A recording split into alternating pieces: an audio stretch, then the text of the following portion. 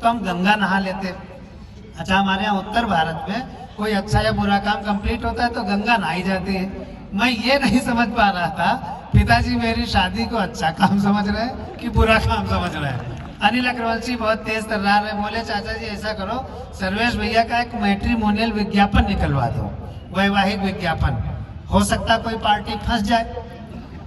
सही, भगवान कसम सही है, झूठ नहीं है, एकदम झूठ नहीं। 15-16 साल पुरानी बात। तो मेरा मैट्रिमोनियल विज्ञापन निकलवाया गया, उसमें मेरी उम्र 28 साल छपनी चाहिए थी, अब वो गलती से 82 साल छप गई।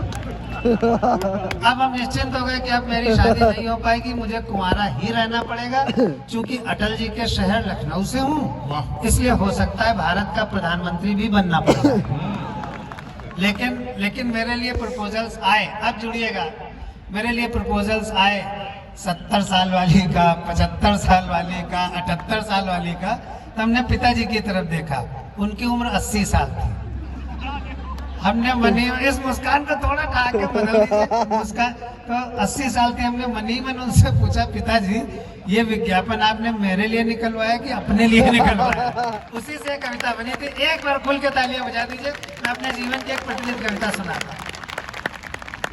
पिताजी को हमारी शादी का ख्याल आया, फिर मेरी शादी हुई, जो लेटेस्ट शादी हुई मेरी, तो मेरे बड़े साले साहब, उनका घर का नाम पम्मू है, वो हमें देखने आए, देख दाख के पहुंचे। पिताजी हमारे प्रोफेसर केमिस्ट्री के ससुर साहब, देख के पहुंचे तो कह रहे हैं, पापा वो लड़का तो अच्छा है और यूनाइटेड नेशंस में नौकरी भी करता है, लेकिन कवि है।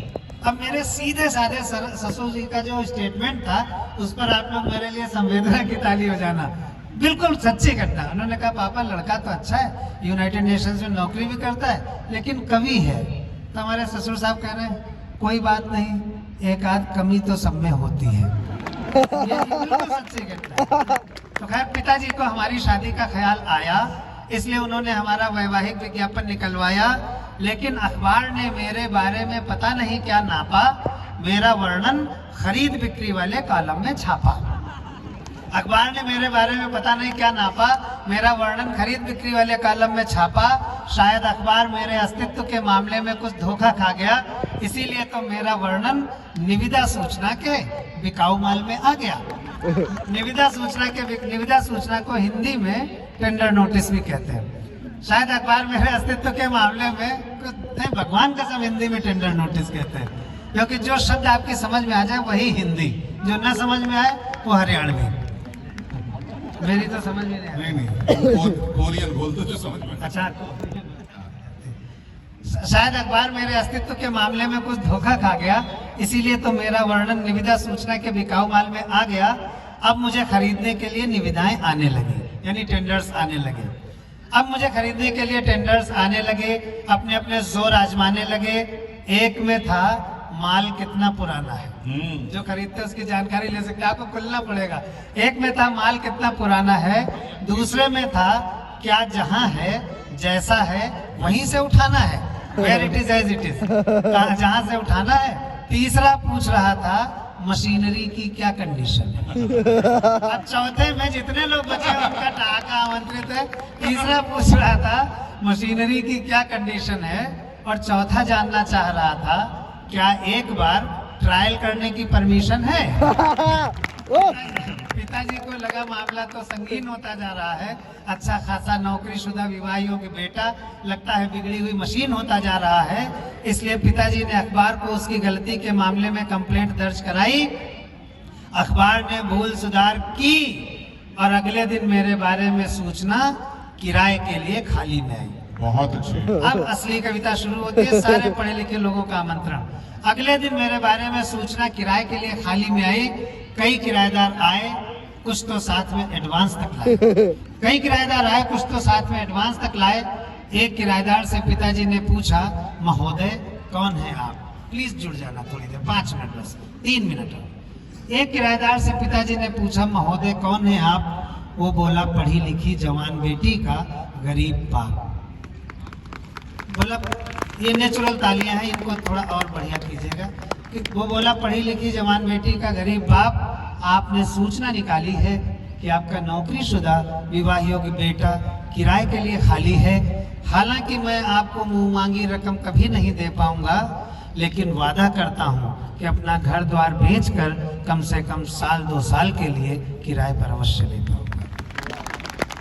आप मुझे हताश मत कीजिएगा, आप मुझे हताश मत कीजिएगा, इस गरीब बेटी के बाप को निराश मत कीजिएगा, क्योंकि इससे मेरा कल्याण हो जाएगा। भले साल 2 साल के लिए ही सही, पर एक निर्धन बेटी को सुहाग तो मिल जाएगा। भले साल 2 साल के लिए ही सही, पर एक निर्धन बेटी को सुहाग तो मिल जाएगा, और मेरी समझदार बेटी आपका पूरा किराया अदा कर जाएगी। मैं बहुत बड़ी समस्या की तरफ उंगली उठा रहा हूं, आप लोग समझ गए। और मेरी समझदार बेटी आपका पूरा किराया अदा कर जाएगी, और आपका इशारा पाते ही किसी न किसी वजह से मर जाएगी, और आपका इशारा पाते ही किसी न किसी वजह से मर जाएगी। तब आप किराया बढ़ा दीजिएगा, अपने बेटे को दूसरी जगह उठा दीजिएगा, क्योंकि दहेज के मौसम में, अब मैं जो ये 2 पंक्तियां कहने जा रहा हूं, इस पर आपकी सहमति की वास्तविक तालियां आमंत्रित करता हूं, क्योंकि दहेज के मौसम में आजकल ऐसे भी दिन आने लगे हैं कि माँ बाप अपने विवाह योग्य बेटों को किराए पर उठाने लगे हैं। क्योंकि दहेज के मौसम में आजकल ऐसे भी दिन आने लगे हैं कि माँ बाप अपने विवाह योग्य बेटों को किराए पर उठाने लगे हैं, और गरीब माँ बाप की बेटियां इसी तरह अपनी गरीबी का प्रायश्चित करती रहती हैं। इसीलिए तो शादी के बाद बहुत जल्द किसी न किसी वजह से मरती रहती हैं। तो भाइयों बहनों, ये जो मैं आपको हंसता मुस्कुराता, मुझे लोग स्माइल मैन कहते हैं, तो भाइयों बहनों, ये जो मैं आपको हंसता मुस्कुराता स्माइल मैन दिख रहा हूँ, असलियत ये है कि मैं एक दहेज लोभी बाप का बेटा हूँ, और हर साल किराए पर बिक रहा हूँ, हर साल किराए पर बिक रहा। Thank you so much. एक बहुत ही सार्थक कविता सुनाई हो।